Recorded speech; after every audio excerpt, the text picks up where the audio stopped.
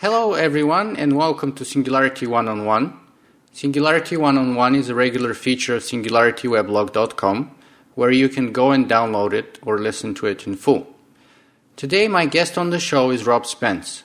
Rob Spence is a director and producer in Toronto, Canada, whose work has appeared on Discovery, Vision, Space TV and the CBC, for which he has made the controversial documentary Let's All Hate Toronto.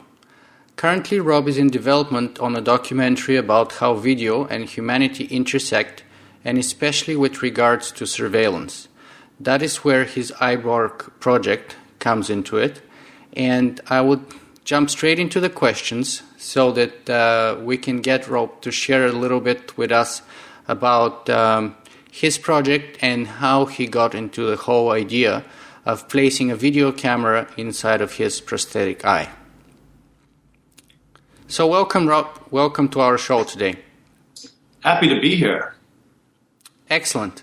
So would you mind sharing with us how you got the idea of placing a camera inside of your prosthetic eye? Yeah, it's actually, it's very, very common for people who have lost their eye to consider putting a video camera in there. It's not a unique idea. It's pretty much anybody from grandmothers to little kids who lose their eye. It's just something that the idea is out there in science fiction pop culture, especially, the Bionic Man. It's not a new idea, and it's something that it's almost like if you lost your hand, would you consider getting a really powerful mechanical hand? It's just that nobody's really done the camera eye before. In my case, I just started making calls to a lot of engineers, and we did it. Well, but then the whole question comes, why do it? I mean, yes, people do consider replacing it with, if they lose a hand, as you said, for example, replacing it with a more powerful hand. But on the other hand, there's a very strong anthropomorphic tendency for people to want to get the same hand that looks the same, that feels the same, ideally the same hand, and not usually, I think, not a better one. I think that the case where they go for better parts is the more rare case rather than the more popular one. Isn't that the case? I would disagree, actually. I think that used to be more the case, but these days it's okay increasingly to be different. Whether it's just being a nerd is cooler now than it used to be. Just that concept alone, or being gay, or being some kind of cyborg. These are all things that used to be kind of, you should try as harder to be normal. But I think if you talk to most people now who've lost a hand, sure, maybe they want a hand for a dinner party where they're going to be not noticed. But I would suggest most of them want also a really cool, strong robot hand that doesn't look anything at all like that. In fact, there's an expression from a lot of the guys coming back from Afghanistan and Iraq who are missing limbs that they came up with is "pimp my gimp." And so if you think about the philosophy of this, it's a guy coming back from the Korean War would be more like the way you suggested. Yeah. They want to go to a dinner party, have a long pant, a big boot, and try not to limp. So it looks as if they're as normal as possible. Whereas the guys now, they have the Pentagon has put a lot of money into incredibly powerful, cool legs with shocks and metal bits, and they put on shorts and go play soccer. And they're like, check out my weird, cool leg. Look how powerful it is. Yeah, and some of those limbs are latest products of technology. They're made of advanced materials such as carbon fiber, titanium. They have artificial intelligence of the way they function. And people are actually taking pride in that and showing it off rather than... And I guess in my case, too, the other factor is I'm a filmmaker. I make documentary films, so it's kind of a natural thing for me to want to push film language a bit farther. Film language and the kind of... I mean, I make point-of-view documentaries. What could be more appropriate than having a camera eye? Okay, so let's take it to your own specific case. So is it correct to say that the motivation for you placing a camera in your prosthetic eye is to document or to make documentary films, as you said? And how is that, accepted or embraced by the people on the other end of the camera? Right. Well, yes, I would say. I mean, I made the eye to make documentary films, but this is a part of my body. There's more to it than my job. It's me.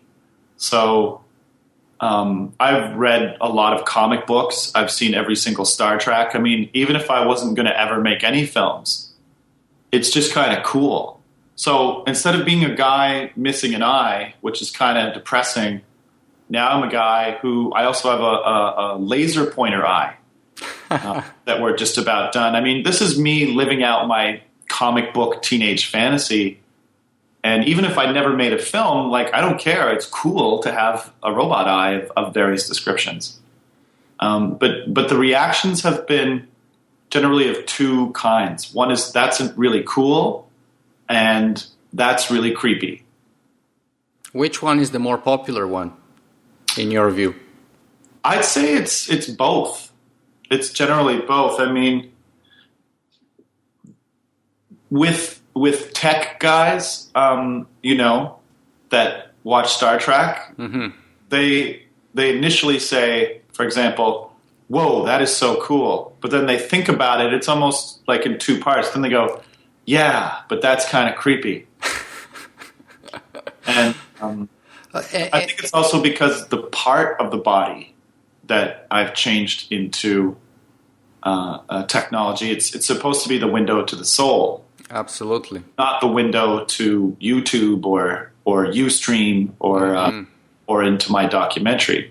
So it feels like a bit of a betrayal of eye contact, which is the way that you connect with human beings.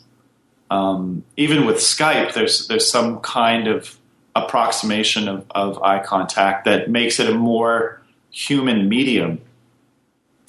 So it feels like a bit of a betrayal for that reason. But I mean, when I go around doing talks, I've done a lot of talks around the world at different weird conferences, and pretty much everybody has a small, discrete video camera now. So the opportunity for you, what the fear is this. People aren't scared of surveillance cameras like from 1984. Mm-hmm. They're concerned that, do we really need this many cameras and stuff?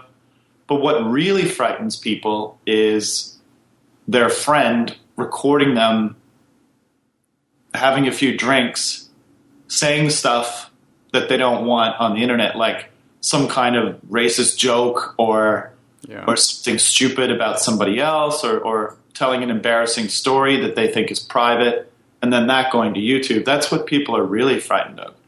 So you've mentioned that most people do carry around small cameras nowadays everywhere they go with them. For example, in their cell phones, exactly, like the iPhone and so on.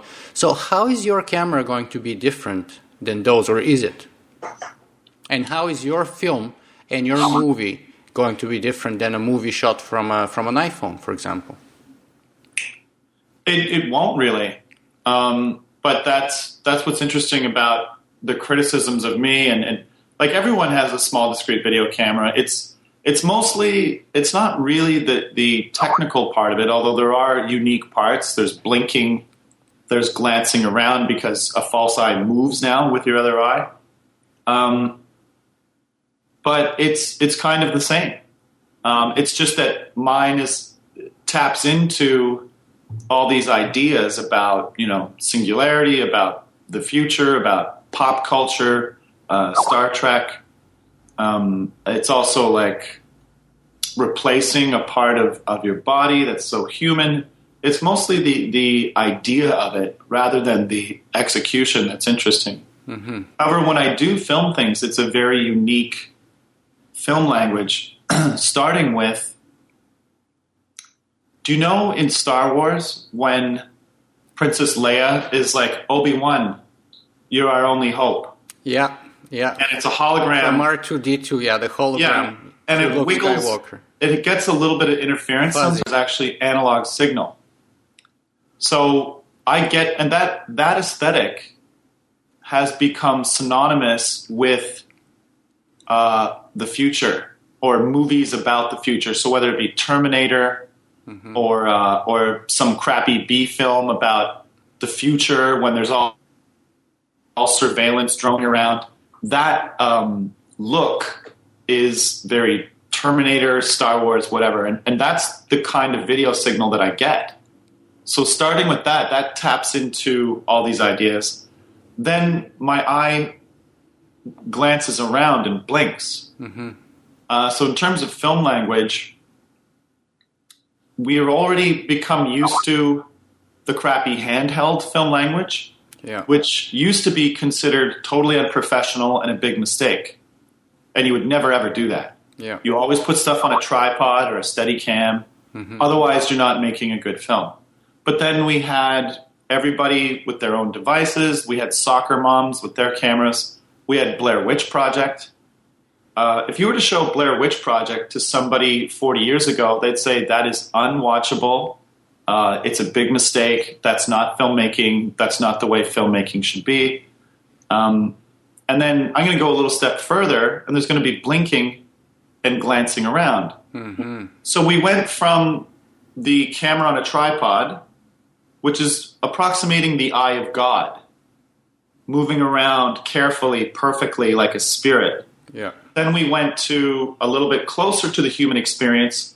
What do humans see through these devices they hold, like in Blair Witch Project? And they don't hold it perfectly like an eye of God. They hold it like a human being.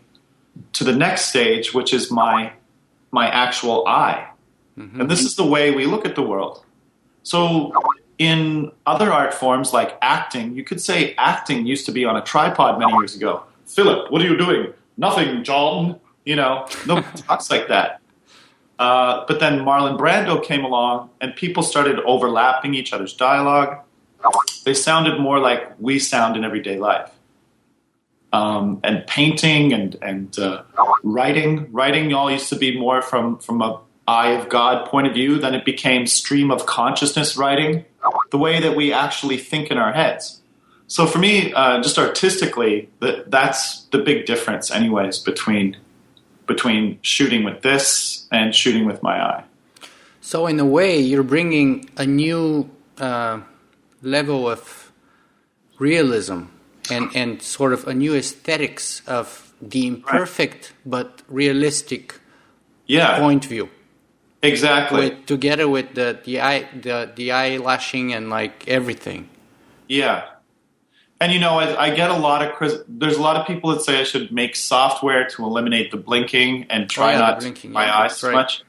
But that's like some guy telling an actor who is speaking more like the way we speak is like, you know, you're speaking too much like the way we actually speak. You should speak more like Shakespeare actors because that's the way you're supposed to act, as opposed to the images I'm getting are a combination of 1970s, 1980s wiggly video effect and the way that we actually look at the world.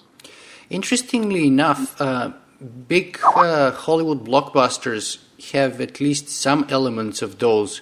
And I can think of two movies off the top of my head here. One of them is the Jason Bourne movies, the trilogy with Matt Damon, where the director quite often has super shaky first point of view camera shots.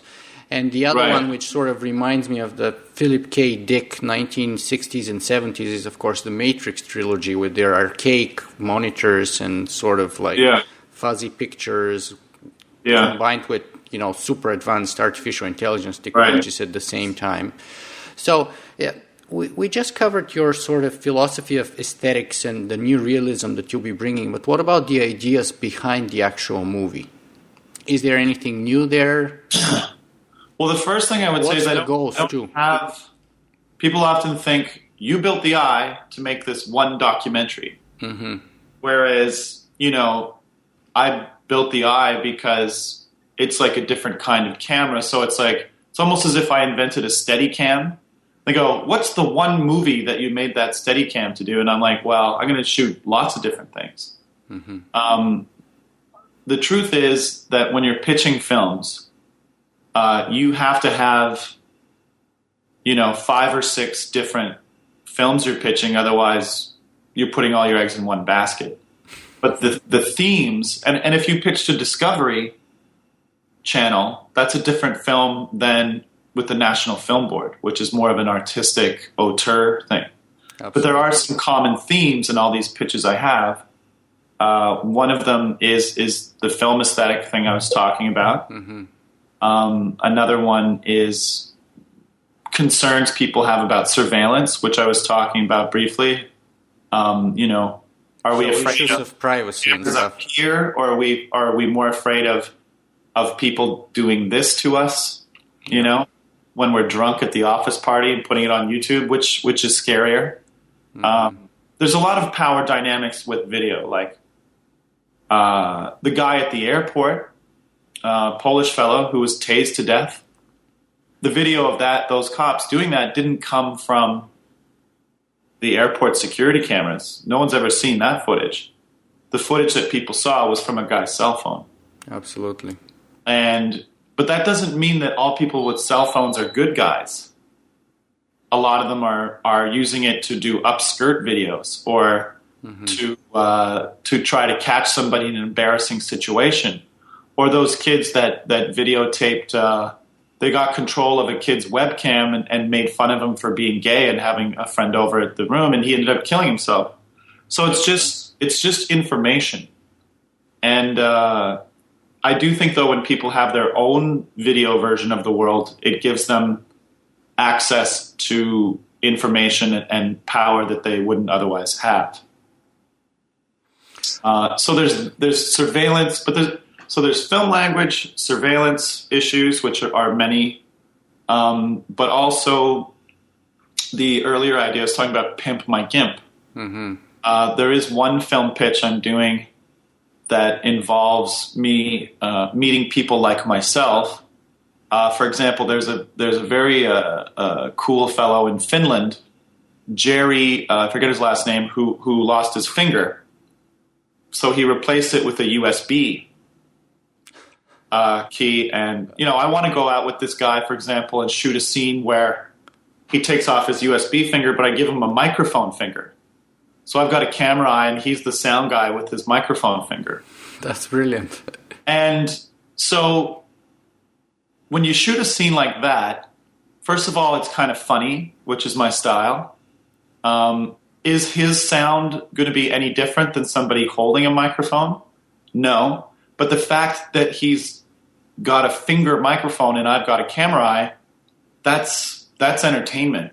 But it also makes you think about the body and the way things are changing in technology and hell, the singularity.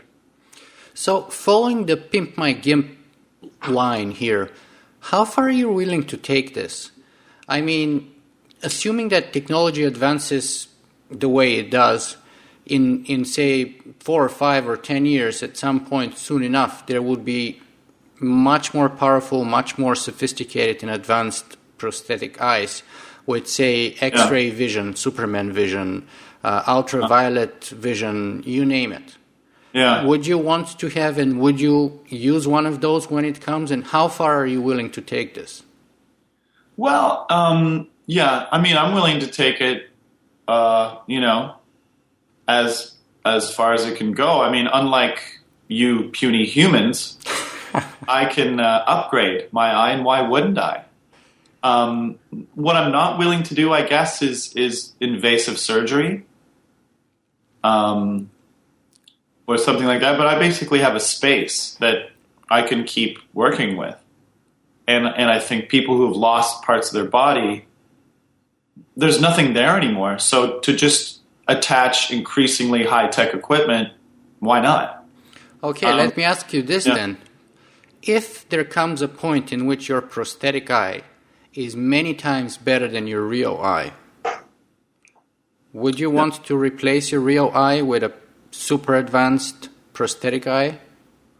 No, because I mean, even the Bionic Man, right, from the $6 Million Man show, he kept one human eye, and then the other eye he could just access for super high tech stuff.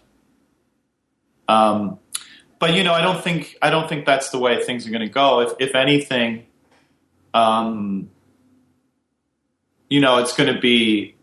not going to be bits and pieces of technology. It's going to be bioengineering. Oh, you think so? Cell regeneration or DNA manipulation or something like that. I was interviewing Kevin Warwick here a few weeks ago, or maybe a couple of months ago, and he thinks that it may go the way of the cyborgization of the human body. I mean, he was the one who underwent a bunch of surgeries to do a bunch of different kinds of experiments, such as hooking up his nervous system to the internet and then to his wife across the ocean and sort of telegraphically communicating with his wife over the internet and stuff like that, right? And turning on and off a light bulb with his hand, moving up a robotic hand, and all kinds of things like that. So you don't think that's one potential for our future? And you don't see yourself as the forerunner of that tendency? Yeah. I definitely think there's going to be some of that, but like let's say, for example, you are paralyzed. You could get an Iron Man suit, or you could use stem cells to rebuild your spine. Or you can create a total new spine from super advanced technologies, which is not as fragile as the one that you lost. Right. Which one would be safer? I mean... Yeah, I think that, we're still a ways off from... becoming like the Borg. I think that there's a lot of history to us being fleshy creatures, and we like to have sex with soft parts and fleshy bits. Still, we're not quite there yet. Where, although some people do fetishize the whole bionic bits, I think it's going to be both. But in general, I think that the post-human is going to be more bioengineered, like with a greater lung capacity and all this stuff, not through iron lungs, but through bioengineering, as I'm saying, where you increase your cell capacity. It's almost like steroids or stuff like that. Yeah, I see. For the near future. Yeah. Let me ask you this then. What about the Eyeborg name, the Eyeborg alias? How did you come up with that? And was it original, or did you adopt it from somewhere? It's just one of those words that's kicking around. Did you call yourself the Eyeborg, or somebody else did first? Some people were calling me that. A lot of people were calling me different things, but a few people called me Eyeborg, and eventually, I had to call myself that in an official marketing way. I started a website called Eyeborg Project, so essentially it was me. But it's a word. I mean, cyborg, eye. It's used to describe various people that have been, wearing cameras in their glasses and stuff like this. So. I see. Just as a funny side note, I actually just watched I think it's a movie made for TV called The Eyeborgs. Have you seen it by any chance? I have. What do you think of that? It represents basically what's called an ODIN, Optical Defense Intelligence Network, consisting of a number of robotized cameras or webcams connected in that network that are basically taking over the world and running humanity. Yeah. What do you think No, I of know that? those guys. Yeah. They were very concerned at one point that I was going to ruin their film by diluting their brand. I had never heard of their film, but they had heard of me because I'm really good at getting press. Mm-hmm. But we worked out. I was like, look, instead of giving me a hard time, why don't you let me advertise your film? So I put their trailer on my webpage. I see. This first thing you'd see when you went to my website for a long time was their trailer. They ended up getting more press for their film through me, even if there was.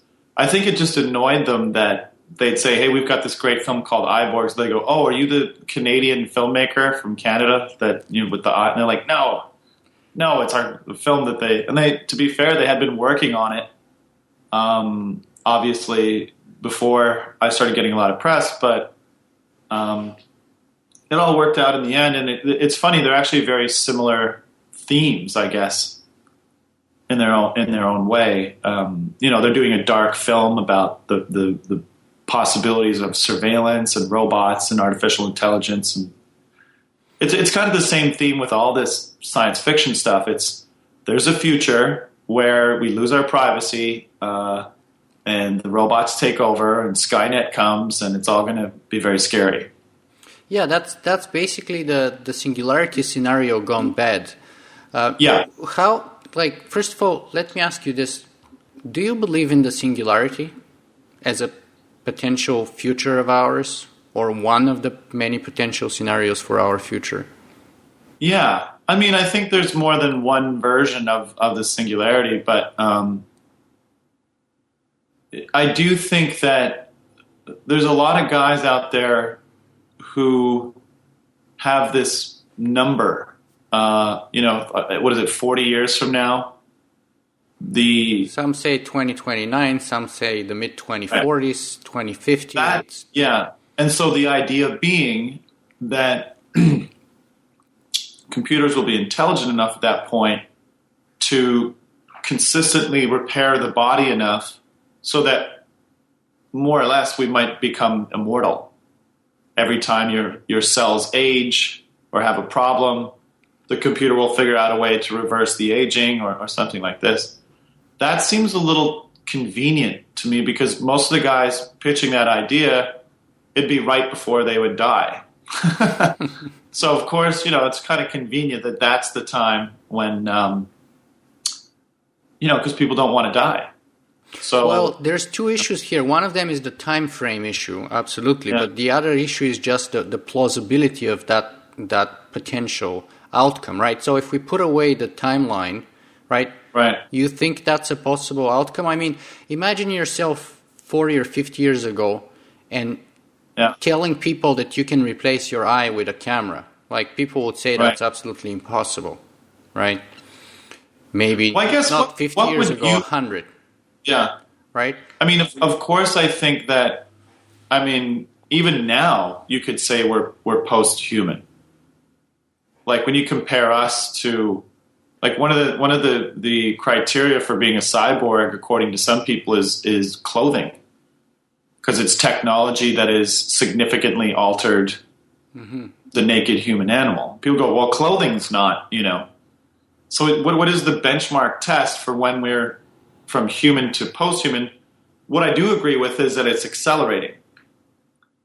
So, but just because it's happening faster doesn't mean there's this one specific cutoff point that now the singularity has arrived. And we do have artificial intelligence now. I guess what is the real question is the question that are computers going to sort of one day become self-aware? And that's the benchmark, or there's going to be human beings who have reached a point where they're that much different now? What is the test that says, is it possible? Well, the idea, as far as I understand it, is, for example, the test could be some derivative of the Turing test, in which, an independent group of people is confused by a computer, or is deceived deliberately by a computer, and they take him for a human being. And if that is the case, then the argument goes that they are intelligent, or as intelligent as us, and as self-aware and as smart as we are.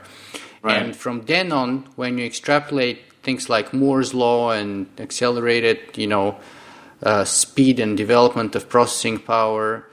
Then a few years after that, once they catch up with us, they would be a few years after many, many times smarter than us, because obviously technology advances much faster than biological evolution. And eventually, say in 10 or 20 years, they'll be a billion times smarter than us. And then the question is, what happens to us then? I mean, who is the idiot?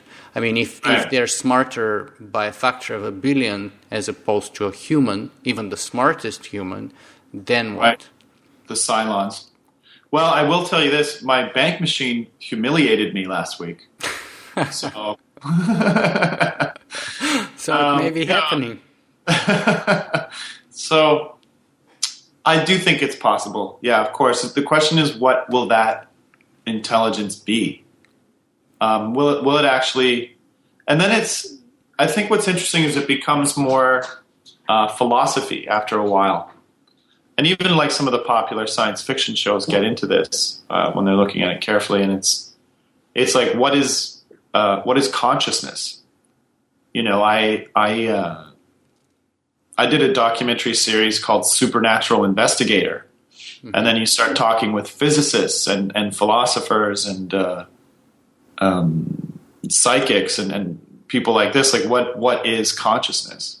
So will they become conscious? Maybe not in our version of consciousness, but there's all kinds of. This is where it gets weird. Like, are we in a different dimension when we're dreaming? Or is it just we're asleep? These are like valid questions. Well, they're philosophical questions for as long as they're kind of far off into the future, but they'll be very practical questions the closer they come to us. So let me give you an example. Right. For example, do you consider your eye to be a part of you, your artificial eye to be a part of you, or an addition of a sort? It's like a pair of glasses or a shirt. Because the question comes... Say, when we replace, where do we draw the line, right? If you replace one eye, you're still human. If you replace two eyes, then what happens? What happens if you replace two eyes and both of your hands? What happens if you also replace your legs? What about if you put an artificial heart? And finally, the biggest question is, of course, what about when we start actually replacing parts of the brain? So where do we draw the line? Where do we lose our humanity and we become machines? Well, exactly. I think it's all about the brain and consciousness. I mean, there are already people with brain implants, thousands of them. For Parkinson's disease, for epilepsy. But it's still adding on to their own fleshware CPU. In some cases, it's replacing specific parts and it's short-circuiting them. Right. It's about, the real question is, could you like recreate or approximate consciousness? Sorry, somebody's calling you. With a computer. And what will that look like? You know, it might be a clone. Is a clone a computer?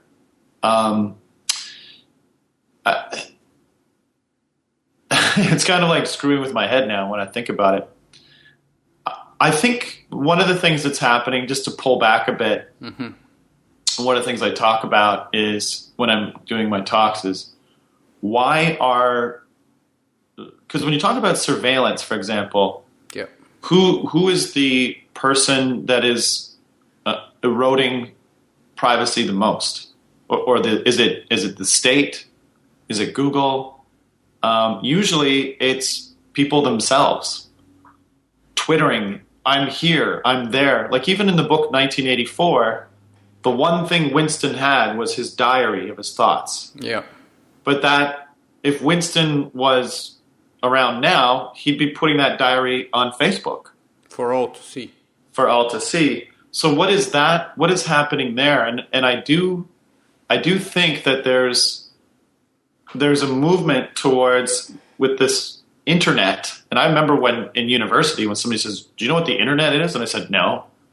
They said, "Check out this mail. It's an electronic mail. You can send it to another computer." And I was like, "What?" You know.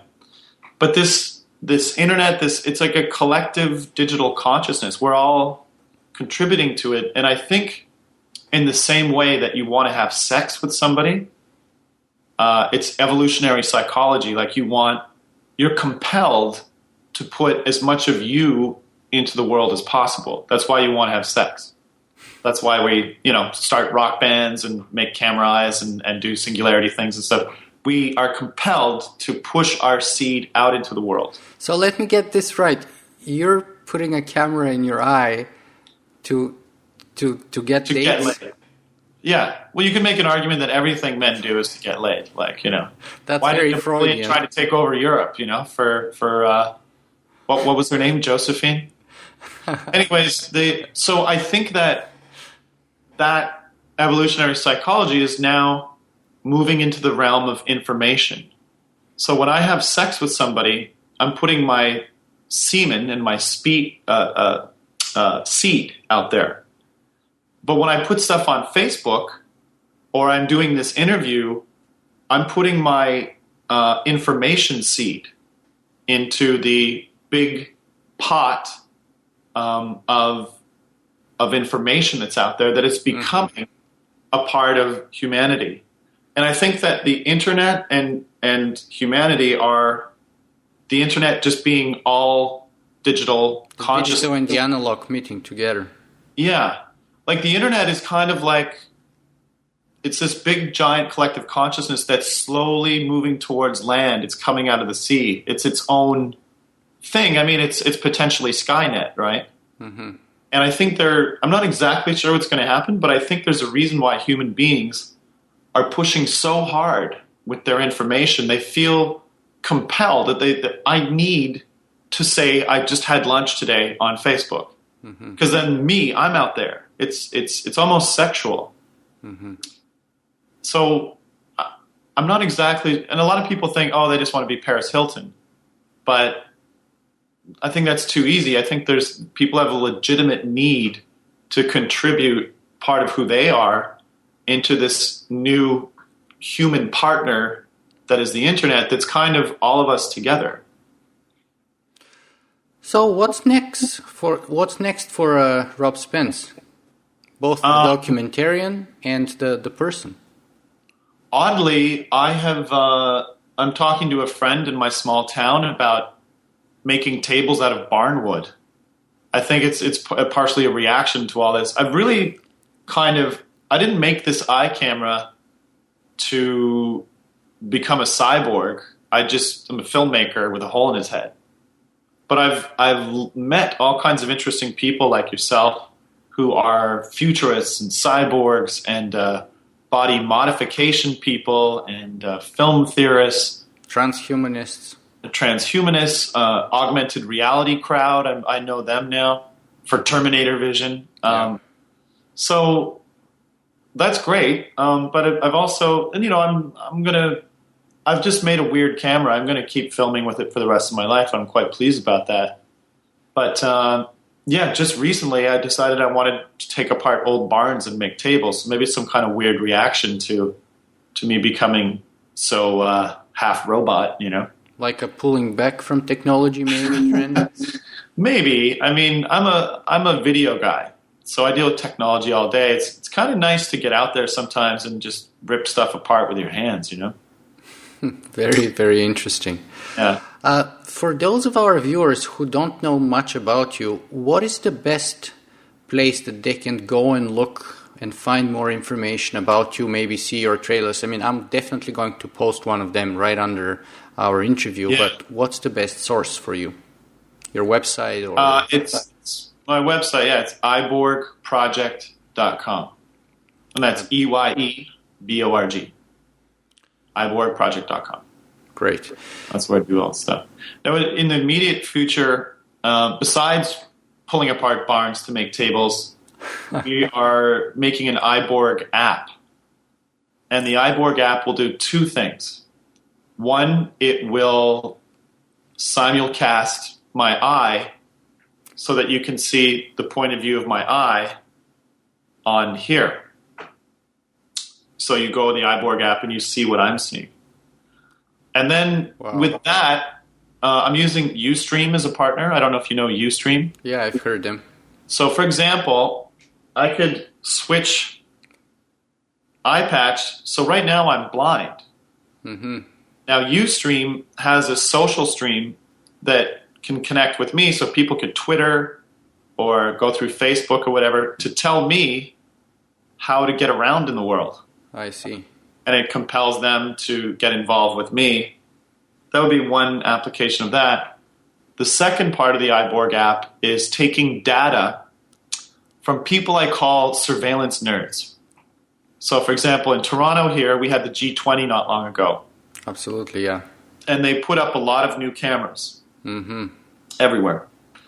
So the surveillance nerds go to Google Maps and they tell everybody and work together to say, here's the locations of all the new surveillance cameras. Now, what I'm hoping to do is harness people like that to give this second part of the Eyeborg app, the George Orwell aspect of the Eyeborg app. Beware of Big Brother kind of thing. Data, but also beware of Little Brother. So, in essence, what it'll do is it'll take Google Map data, and that'll be an augmented reality app. So, much like a Tim Hortons finder, when you turn on your iPhone, like, where's the closest Tim Hortons? A small Tim Hortons means there's one far away. That one, a big Tim Hortons logo means there's one close here. Take me there. So engage the surveillance community and also other communities to say, here are points of surveillance interests. So they might be surveillance cameras, or it might be that subway where there's a pervert who keeps doing upskirt videos. Or it might be the garage where the Google car sits. Or it might be Facebook headquarters. Or whatever. And instead of like a Tim Hortons logo, in the case of the Tim Hortons Finder, my logo will be an animated George Orwell head, but who looks like a cyborg. And when you go, let's say you find, okay, it's G20. Oh, there's one of the surveillance cameras there. There'll be a floating George Orwell head that's part cyborg. You hit the George Orwell head, and you get more information about that particular point of interest. And the data is provided by the surveillance nerds. Very interesting project. Yeah. So let me bring our interview to a close with this question. If you have one message to give to our viewers and listeners today, what would you like it to be? It's almost a cliche. You know, I can't tell you how many people told me that I shouldn't make a camera eye, that I couldn't make a camera eye. It's really, it's been a lot of fun working with engineers. I'm not an engineer, but Time Magazine made us one of the best inventions of the year last year. And so there's really, if you really want to do stuff, you know, even if it seems like science fiction, and I know a lot of guys watching this are probably big nerds who want to do weird, fun things. It's about inspiring people, having fun, and just going for it. Like just doing it. Like Nike says, it sounds really cliche and trite, but there is something to just going after what you want, and it can actually happen. That's great. So let me finish our interview by saying thank you very much. Would you like to add anything else? Resistance is futile. I don't know. Are you serious, or that's the humor coming up? No, it's not futile. No, resistance is fine. Go ahead, resist. See what happens. Excellent. Yeah, I have noticed this very nice tendency in all your videos to have like a lot of humor and a little bit of self-irony, and I really appreciate that. So I think it gives a very nice, unique, and even humanistic touch to your Eyeborg videos. Well, this is the question. If Skynet does come, I hope it has a sense of humor. And maybe that's our strongest weapon as human beings. Exactly. Maybe that's if intelligence is not what differentiates us, then maybe sense of humor will remain to be. Yeah. So that's how we would know. You can just imagine, like, in the future trying to, like, you know, have a nice conversation with a hyper-intelligent computer, and you make a joke and it, you know, just doesn't get it. and it's like, well, forget it. I'll see you later. Well, Ray Kurzweil claims that he calls that emotional intelligence and the ability to create music and to have sense of humor, to tell a joke. And he says that's our most advanced intelligence, actually, higher than, say, play chess and do math and solve math quizzes and stuff like that. So, we live in interesting times, and let's see what happens. But I do hope, as you said, that we all have a sense of humor. Oh, I know. And you know what? I'm going to end up with kids that are like going to get an eye taken out and replaced. And I'll go, you're not allowed to do that. And they'll go, but Dad, you did it. And I'll go, it was different when I did it. This is what's going to happen. Do you think they would listen? No, of course not. That's as old as history. Children don't listen to their parents. That's like, yeah. Yeah, and I personally even see the option of people like Kevin Warwick, for example, replacing everything. Right? Yeah. Not one eye because they lost it in an accident, but simply because they chose to upgrade their vision. Right. I see pianists, concert pianists getting cochlear implants just so that they can have a wider musical spectrum that they can hear and cover and perform better. Maybe getting that idea 6 fingers on their hands, as some science fiction show, like in Gattaca, the performing pianist had 6 fingers. Well, we're just at that point now where it's beginning to be, especially for people who've lost part of their body, they're on the forefront of replacing stuff. But in some cases, the idea is that, maybe we can augment ourselves instead of just replacing things like substandard approximations. So that idea is starting to bubble for sure. Absolutely. So there's many great topics for a potential second interview later on, where we can catch up and see how far along you have gone with either building tables or building your Eyeborg iPhone app. Right. Exactly. So, once again, Rob, thank you very much for being a guest on Singularity One-on-One, and good luck with all your projects. Thank you, sir.